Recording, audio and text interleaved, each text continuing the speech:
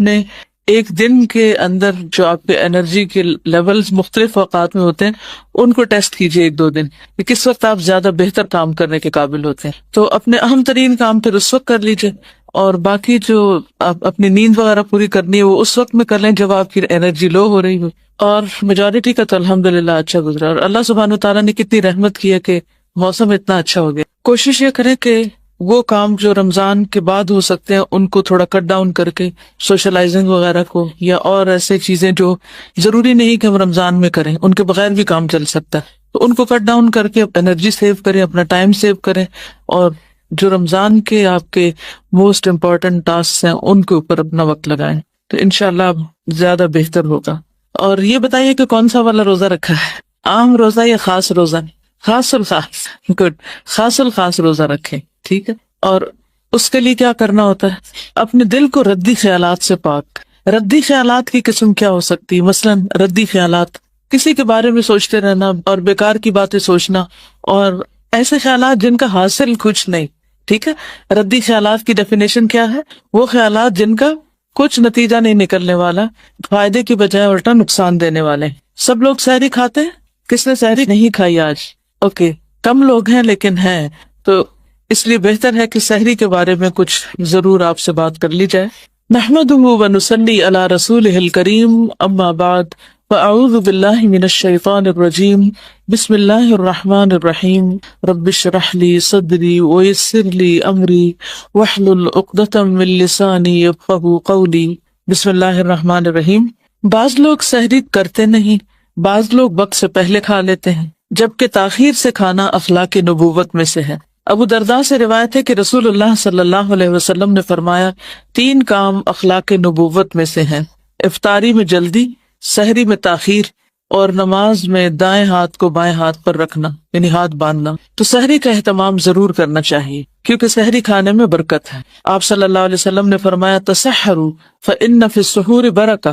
سحری کھاؤ کیونکہ سحری کھانے میں برکت ہے، یعنی تھوڑا بھی کھایا ہو تو انسان کو روزے میں پھر ویکنس فیل نہیں ہوتی. ارباز بن ساریہ کہتے ہیں کہ مجھے رسول اللہ صلی اللہ علیہ وسلم نے رمضان میں سحری کے لیے بلایا اور فرمایا، ہلم الی الغداء المبارک، آؤ مبارک کھانے کی طرف.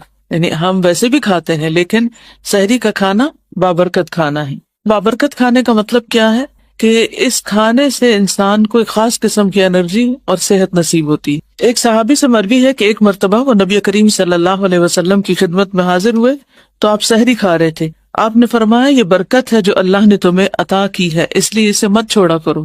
مقدام بن مادی کرب سے روایت ہے کہ رسول اللہ صلی اللہ علیہ وسلم نے فرمایا، تم لوگ اپنے اوپر صبح کا کھانا یعنی سحری لازم کرو، اس لیے کہ وہ مبارک کھانا ہے. تو اب اس کو کھاتے وقت اس کو اپریشیٹ کرنا کہ یہ مبارک کھانا ہے. سحری ضرور کھانی چاہیے، خواہ پانی کا ایک گھونٹ ہی کیوں نہ پی لیا جائے.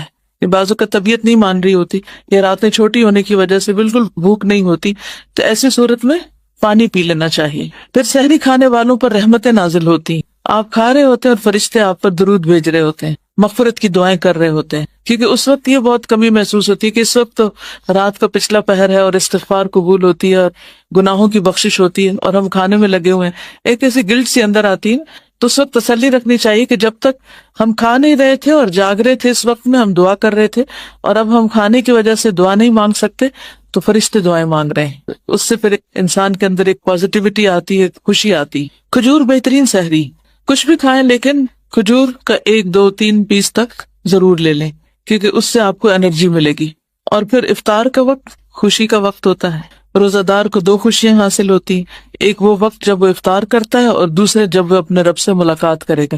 میرا نہیں خیال کہ کسی بھی کھانے میں اور کسی بھی وقت کھانے میں اتنی خوشی ہوتی ہو جتنی افطار کے وقت 2 گھونٹ پانی پی کر ہی خوشی ہو جاتی. تو اس وقت یہ یاد کریں، آج آپ کا ہوم ورک ہے یہ کہ افطار کے وقت آپ نے یہ بات یاد رکھنی ہے کہ ایک دن مجھے اپنے رب سے ملاقات کرنی ہے. تو جس طرح اس وقت مجھے خوشی ہو رہی ہے، اللہ کرے کہ اس وقت بھی مجھے اسی طرح کی خوشی ہو، میرے اندر وہ ڈر نہ ہو، خوف نہ ہو کہ پتہ نہیں اب میرا کیا بنے گا. پھر یہ کہ افطار جلد کرنا مسنون ہے، افطار جلد کر لینا چاہیے کیونکہ بعض اوقات ہم ادھر ادھر کے کاموں میں لگے رہتے ہیں، کچن سمیٹ رہے ہوتے ہیں، اچھا میں آ رہی ہوں، اور اس میں 2-3 منٹ بعض اوقات لوگ ڈیلے کر دیتے ہیں. تو ڈیلے نہیں کرنی چاہیے، بس ادھر اعلان ہو اور دوسری طرف افطار ہو جائے، چاہے پانی کا ایک گھونٹ ہی کیوں نہ ہو. بہترین تو یہی ہے کہ کھجور سے کھولا جائے روزہ، لیکن اگر کھجور نہ ہو تو پھر پانی کا گھونٹ، دودھ کا گھونٹ، جو بھی چیز ہو اس سے کھول لیا جائے۔ سحری اور افطاری دونوں اوقات میں انسان اللہ سبحانہ و تعالیٰ سے دعائیں کر سکتا ہے، اور ان دعاؤں میں خصوصاً اپنی بخشش کی دعا، کیونکہ اگر بخشش ہو گئی تو سمجھیے کہ سب کچھ ٹھیک ہو گیا۔ ہمارا الٹیمیٹ گول تو یہی ہے کہ ہم اللہ سبحانہ و تعالیٰ کو راضی کرنے